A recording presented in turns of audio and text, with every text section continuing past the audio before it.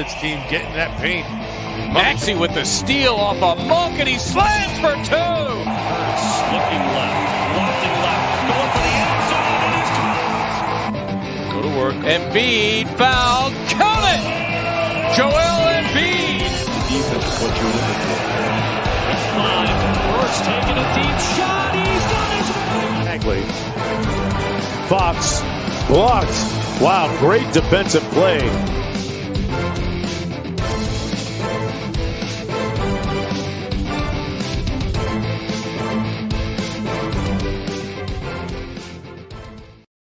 What is up, everybody? What's going on? It is Dobbs, Mr. Crockfall on Twitter. Today, we are breaking down our first Eagles versus Bucks wildcard preview begins tonight.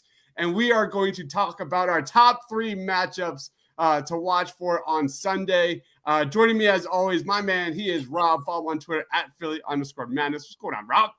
Man, if you would have told me 3 months ago we'd be previewing a wild card round game for the Philadelphia Eagles, I would have asked what you were drinking and if you could send some my way, because I wouldn't have believed you. But now that we're here, I'm trying to pull out some old juju. So Super Bowl 52, last time we saw Tom Brady in the playoffs, and the wonderful scene of him sitting on the ground and then him being a coward and not shaking Nick Foles' hand. But that's here or there.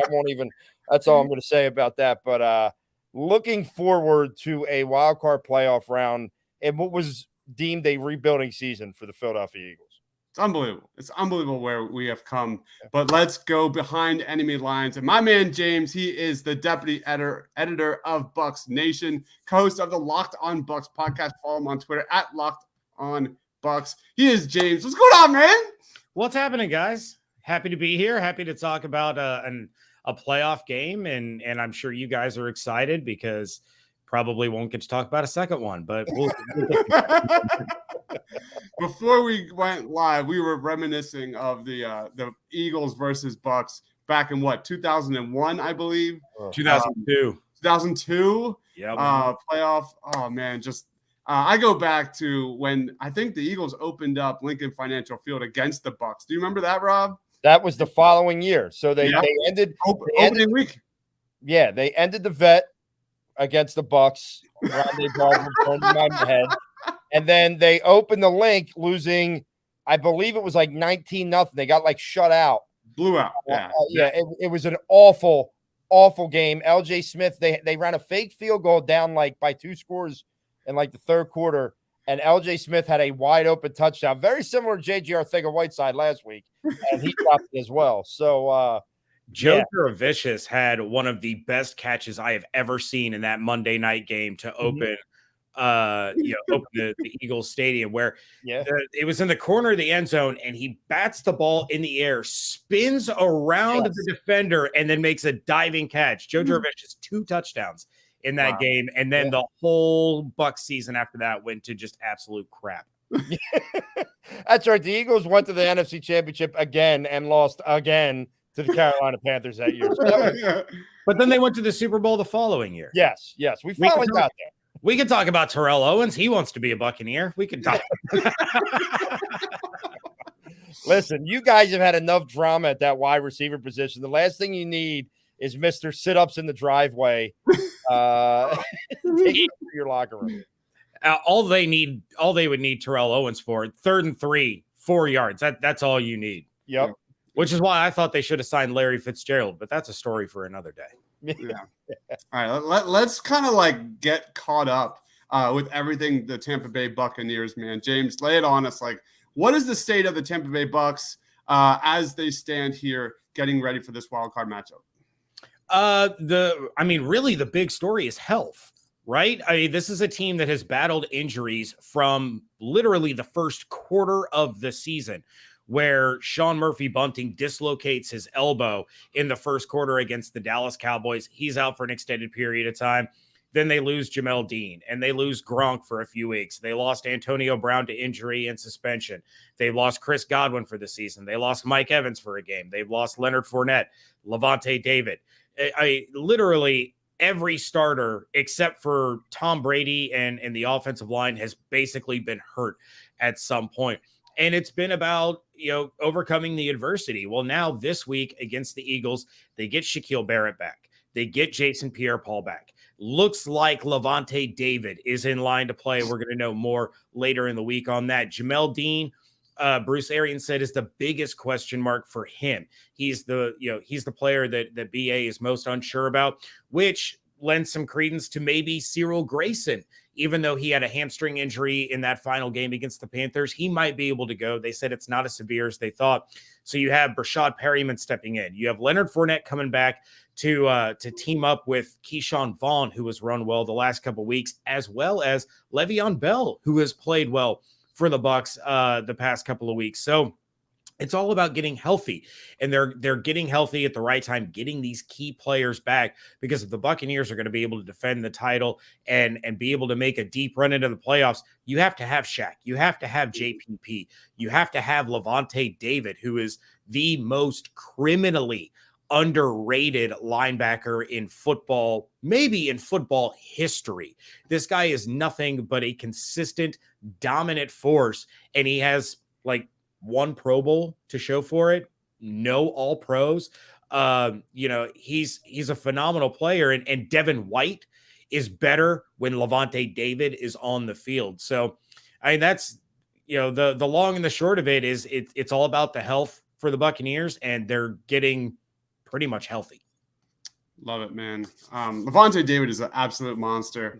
Let's just dive right into our top 3 matchups. And that really, I'm just going to use that as my number 3. And that is Jalen Hurts versus Devin White versus Shaq Barrett, and maybe even Levante David here. You look at their matchup in week 6. White and Barrett absolutely led the Bucs in tackling. They held Jalen Hurts to 10 carries and 44 yards. They were incredibly impactful on the edge, inside on third down. They had 8 pressures in that week 6 matchup. I look at these Bucs linebackers, man, and their ability to take away the Eagles screen game and literally just took them away from anything in between the sticks. They did such a good job at that. Jalen Hurts had an awful game. I think you look at he had his second lowest completion percentage that game. They were in his face all game long. That is my first matchup. In order for the Eagles to kind of get any kind of chance to beat the Bucs, they got to get these linebackers off balance, get them moving sideline to sideline. This is a different offense than you've seen in week 6. The Eagles definitely have, a more committed run game. They've been throwing different things on offense. You've had Darius Slay come in on plays on offense that are just kind of some curveballs. And truly, since that week 6 matchup, Nick Sirianni has gotten better and better and better as a play caller. I think that's, it starts with Jalen Hurts and minimalizing mistakes and being able that matchup there with your great linebackers, I think is a huge, huge matchup to watch. I'm going to throw it back to you, James. What's your number 3 matchup to watch? My number 3 is the Eagles' run defense against a now rested and healthy Leonard Fournette, teamed up with Keyshawn Vaughn. I don't think Ronald Jones is going to be playing in this one. He's still dealing with an ankle injury. But in the first meeting, Leonard Fournette goes for 81 yards and 2 touchdowns against an Eagles defense that finished the season allowing a little over 107 rush yards per game.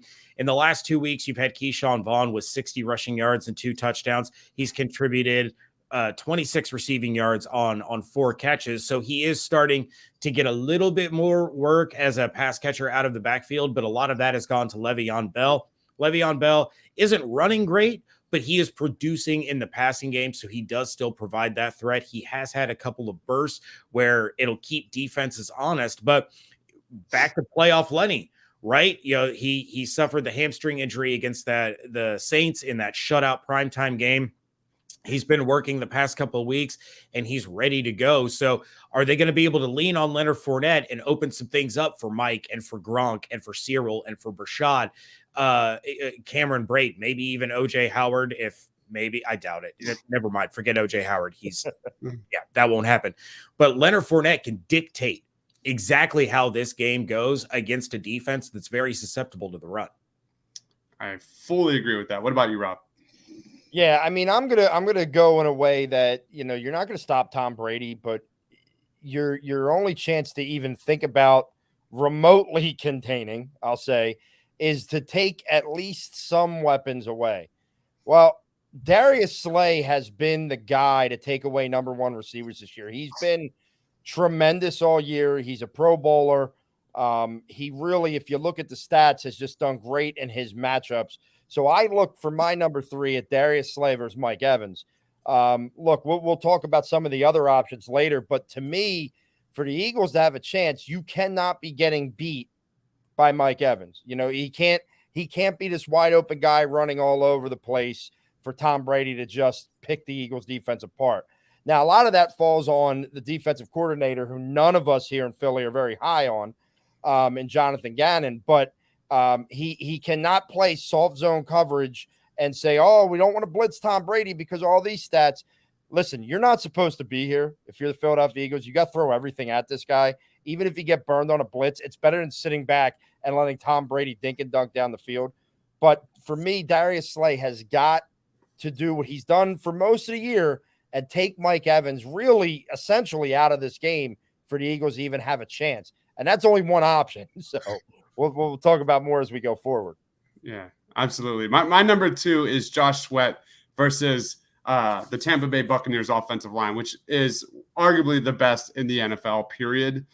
For me, Josh Sweat is a guy that has played better and better over the last several weeks. You know, you look at kind of Tom Brady, his ability to get the ball out fast, 2.35 seconds, second fastest in the NFL.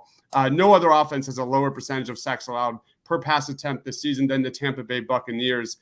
You kind of nailed it, Rob. If the Eagles want any chance to slow this offense down, Josh Sweat has to have a huge game. My man, he's got 4 sacks during the previous 4 games. In his last 3 games versus New York and Washington, I know it's New York and Washington, but he's got 13 total pressures. He's been very impressive as of late. So that for me, you look at like the Eagles, they have the second worst sack percentage in the NFL. You look at Tom Brady, if he's sitting back there in a clean pocket, he's going to pick you apart all freaking day. Tom Brady has been sacked on just 2.8% of dropbacks, 19.2% pressures on those dropbacks. So that Tampa Bay Buccaneers offensive line, that's where I think this is going to be won. Who has the better offensive line? Like the Eagles offensive line has been legit dominant when healthy, getting to that second level between Kelsey and Lane and Jordan Mailata, who's been just sensational this year. So that's really, I think, is where it's going to be won. Who can dominate, especially time of possession? For me, Josh Sweat, he's got to at least have a couple, like 2 to 3 big plays that gets into Tom Brady's head and just makes him, pause for half a second, and maybe you force a turnover. That's the only chance you got in this game. What about you, James? What's your number 2? My number 2 was actually your number 3, and that is the Buccaneers linebacking core against Jalen Hurts. But I look specifically more at the outside linebackers, the return of Shaq Barrett and the return of Jason Pierre-Paul being able to run that contain. Right, the Buccaneers defense has been extremely susceptible to mobile quarterbacks. Even though in the first game, Jalen Hurts only had 44 rushing yards, he still had 2 rushing touchdowns. When the Bills had this improbable comeback to force overtime, it was on Josh Allen's legs and not his arm. Taylor Heineke was able to will the Washington football team to a victory over the Bucs because he was extending plays with his legs. So Shaq Barrett, Jason Pierre-Paul, plus the rotation there of Anthony Nelson, who has played phenomenal football in the absence of JPP and Barrett. And then the rookie, Joe Tryon-Shoyinka, he has made some absolutely outstanding plays. So they have guys that they can put in on the edge. They have reliable starting caliber outside linebackers that can be rotated in if JPP or Shaq needs to catch their breath from being out for a couple of weeks. But you have to force Jalen Hurts to stay in the pocket, allow big money Vita Vea to crash the interior of that offensive line, collapse the pocket, make Jalen Hurts uncomfortable, and basically give him the yips. If you can do that early in the game, and we know Todd Bowles, especially in the postseason with the defensive weapons that he has, can dial up some things that Sirianni has he might have seen it, but Todd Bowles could dial up things that nobody has ever seen to force their hand against the Eagles offense. So it's all about keeping Hurts inside that pocket and then collapsing it with Vea, Sue, McClendon, Golston. You know he's going to get pressure. Can Jalen Hurts stay in the pocket, make an accurate throw under pressure? This is a quarterback that has routinely escaped the pocket, even when pressure's not there, and done a little too much. So we've seen a little bit of progress from Jalen Hurts in this area, especially making big throws to like Dallas Goedert on the sidelines. There has been a slight amount of progress, although like right now, if I was a betting man, and I'm not, my money would go to the Bucs. They're, getting into Jalen Hurts' head. But, Jalen Hurts' intangibles, they are off the charts. His leadership is off the charts. The confidence is off the charts. I don't think this is a game that's going to be too big for him. Like this is definitely a quarterback that I think can rise up a bit. We will see. What about you, Rob? What's your number 2? Before I get to number 2, I will say Jalen Hurts has got to make some plays, and he's got to make some plays with his legs. Like, yes, we've talked about we want to see him, stay in the pocket a little longer. Listen, once again, this is you're not supposed to throw it all out there. Everything's got to go for the Eagles offense. So if that means Jalen Hurts has got to rush for 100 yards, then so be it. You know what I mean? Like that's what they have to do, things that are unconventional, right? They gotta make this an unconventional game. So that's that. Second thing, I'm going to go back. You guys talked about Tampa's linebackers.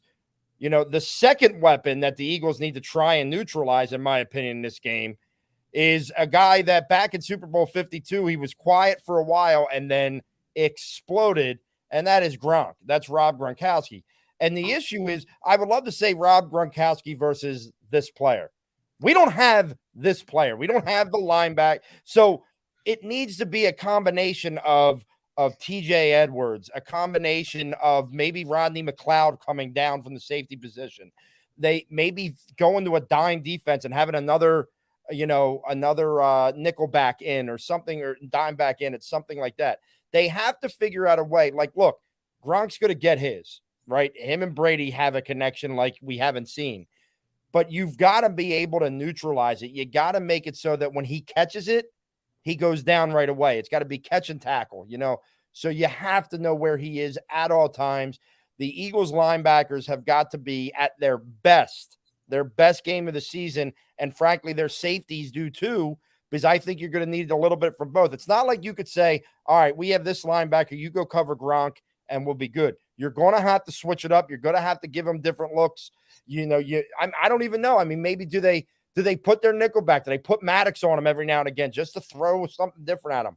I don't know, but this is all about Jonathan Gannon, right? Everyone, he's getting this job interview out there in Denver.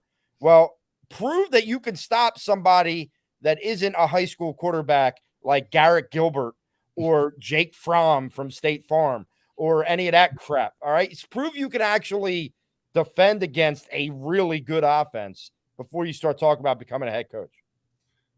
Absolutely. I'm going to get a graphic up of the Eagles defense against good quarterbacks versus bad quarterbacks. It is ridiculous. I have it here. I'm going to get it up in a second, but Mike Evans is your main third down guy, right? Like the Bucs are one of the best in the NFL on third downs. Like Mike Evans has been the guy.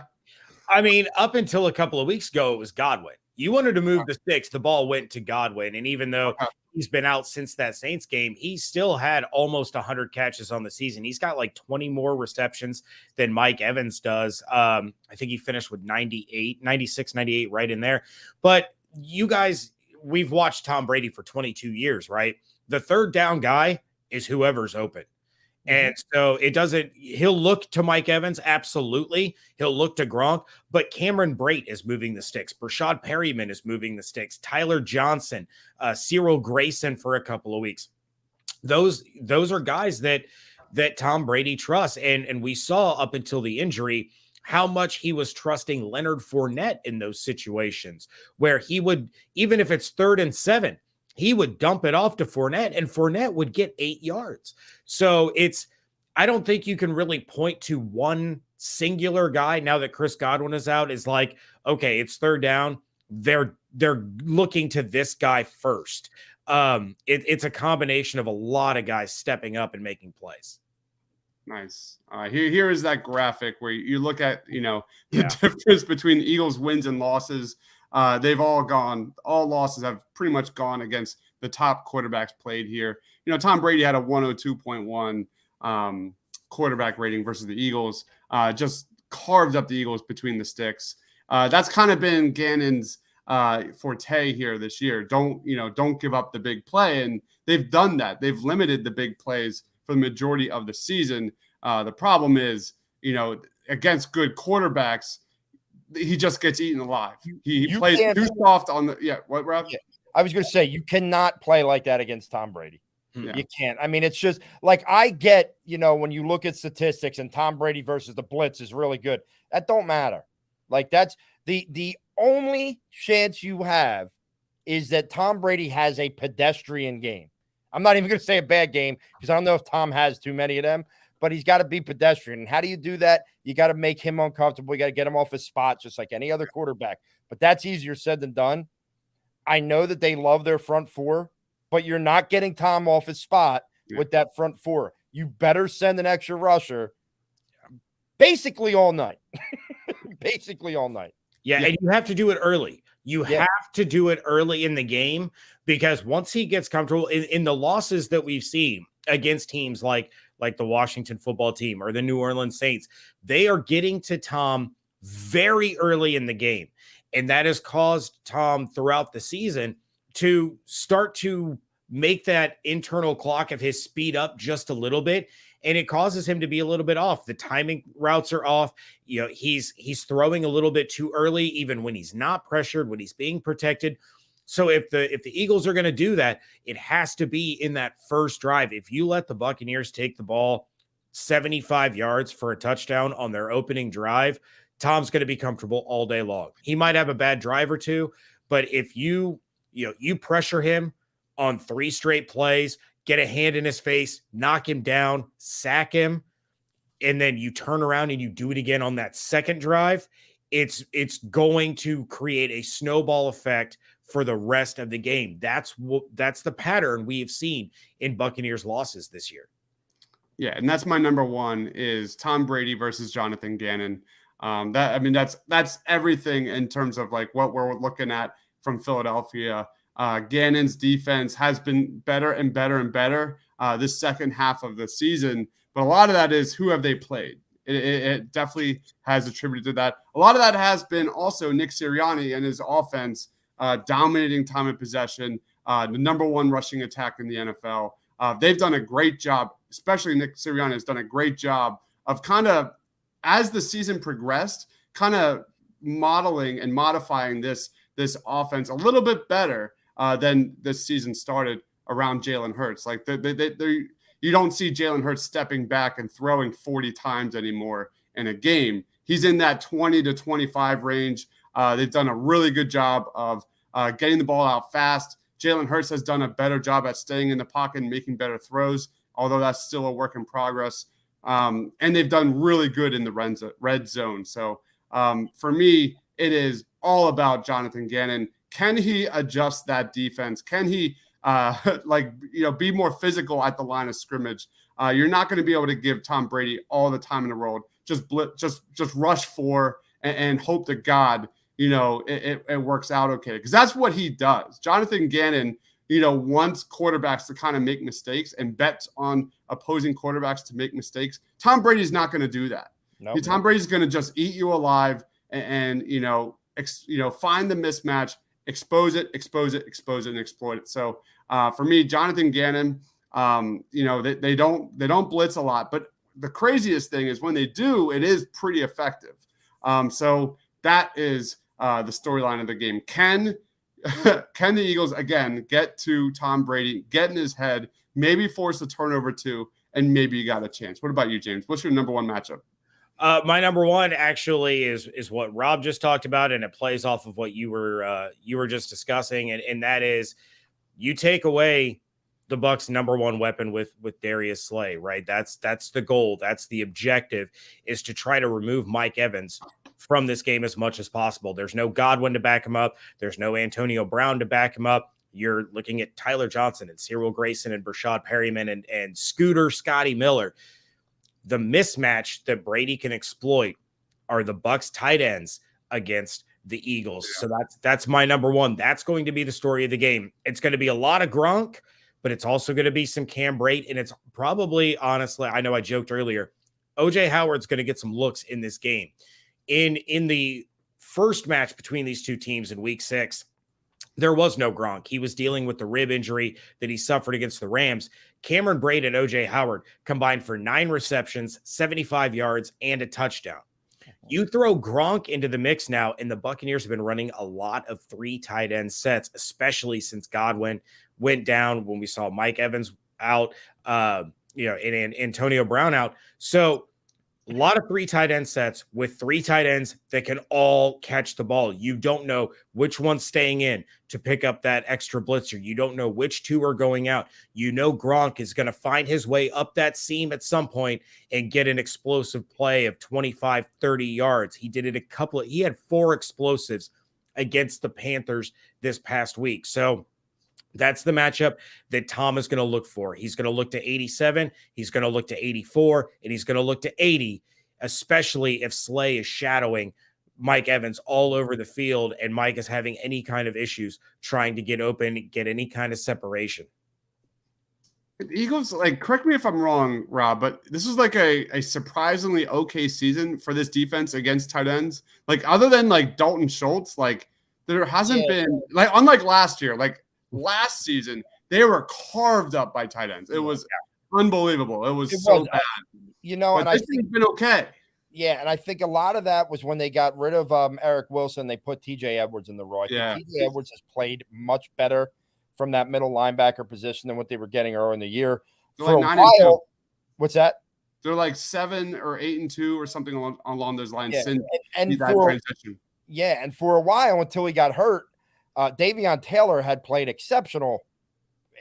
When I say exceptional, I mean from the standard of what Eagles linebackers typically do, it was exceptional. So, I mean, TJ Edwards, look, he's got to have the game of his life.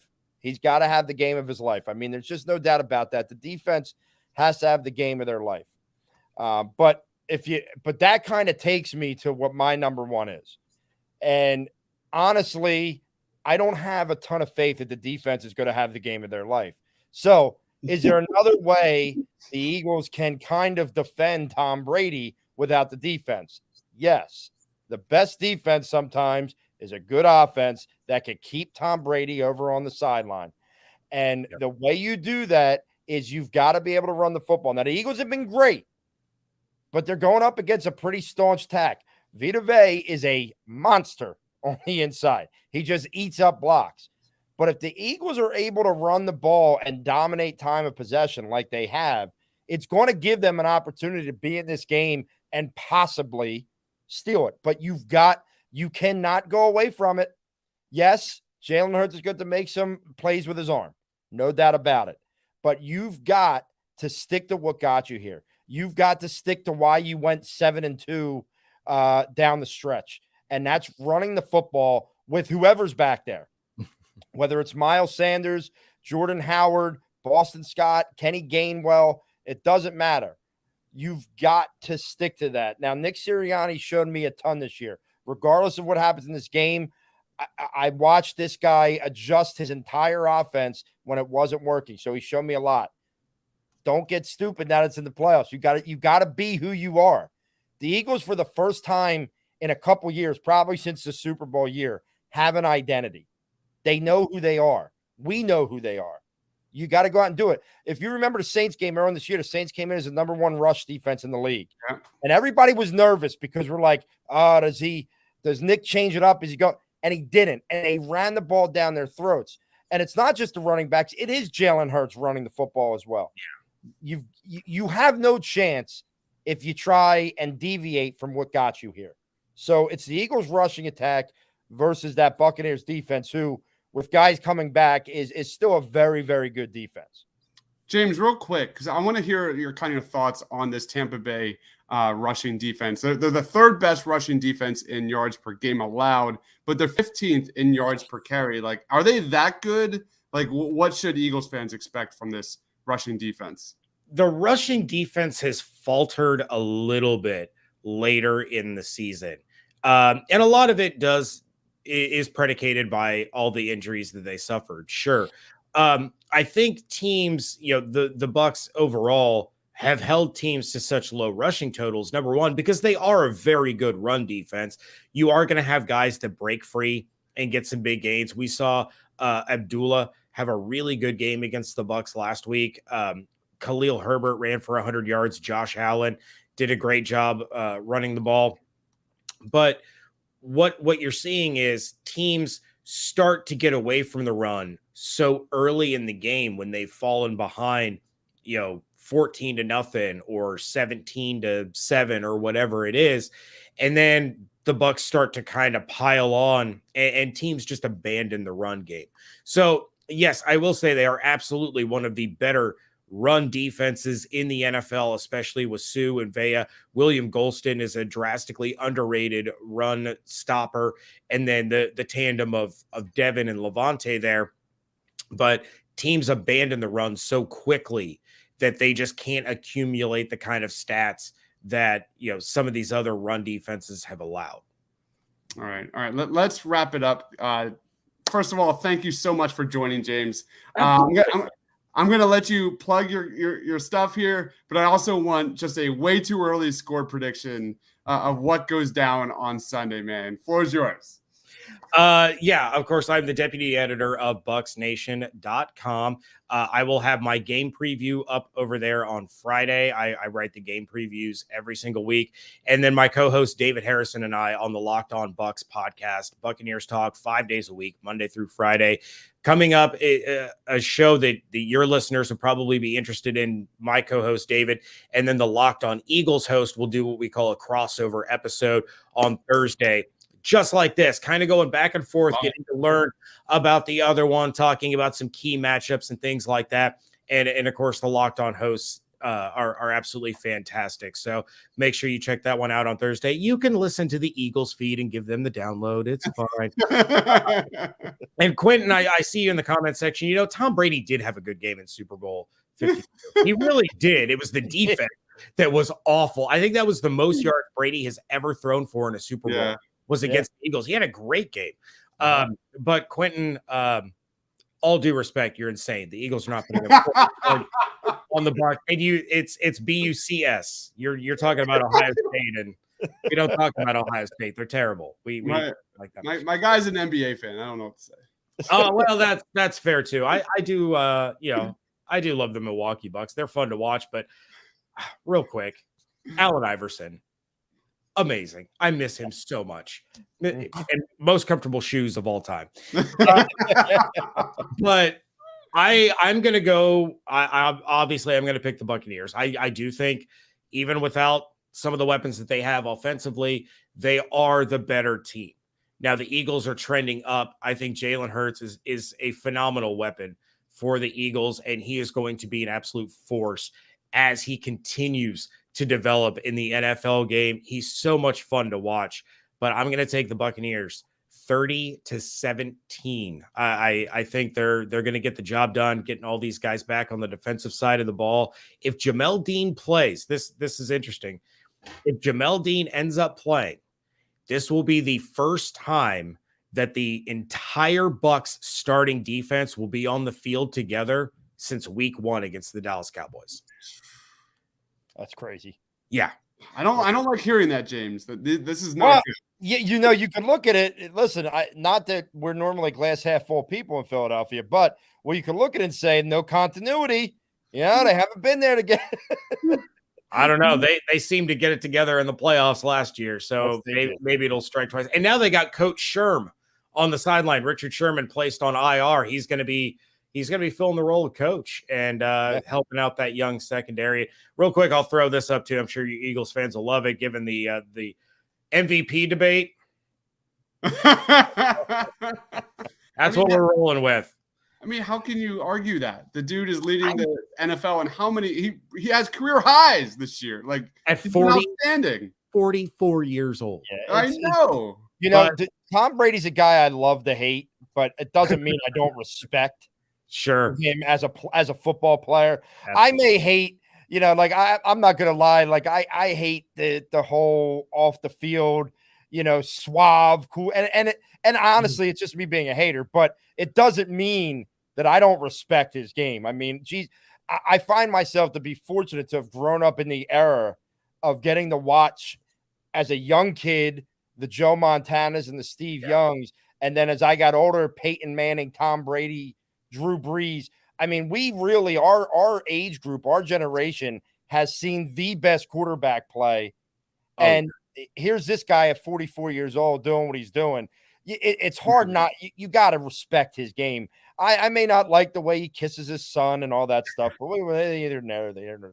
But admit it. You saw him get off that boat drunk as a skunk, and you were like, that was funny. Tampa Tom is the best Tom. That was funny. I will say Tampa Tom I like a lot better than New England Tom. I agree.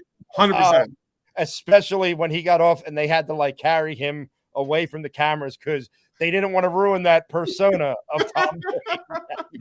He's just so much fun now. They let him be him. And I think in New England, he was in this Belichickian bubble that he wasn't allowed to have fun on social media. He wasn't allowed to have fun with the press. He sends out these, oh geez, Quentin, the guy that wrote the report about the deflated footballs came out and said that he was fed. It was on the Dan Patrick show that he was given false information from the NFL about that. Oh my God, for real. But that has nothing to do with me. I cover the Buccaneers. I don't cover. Yeah. I just happen to cover Tom Brady because he's with the Buccaneers. That's New England. That's New England Tom. Nobody likes New England Tom. Nobody likes New England Tom. I blame Belichick for that nonsense. I was at training camp. Tom overthrew Antonio Brown. I picked up the ball. It was inflated. I tossed it back to Antonio. That is a true story that happened. Fully inflated football. Yeah, you just wanted to test it. You wanted to make sure. It hit me in the leg. I just wanted to give it back to the guy. But yeah, we're in for a fun one, and I honestly believe that you guys are in for some really, really good years with Jalen Hurts at the helm. I really like him a lot. My co-host won't agree with me, but he likes Justin Fields and I don't. I like Jalen Hurts and I like Tua. I think Tua can be something, and we can disagree on that, but I really enjoy watching Jalen Hurts play football, and I love watching Miles Sanders run the ball. I just hope he doesn't do it very well on Sunday.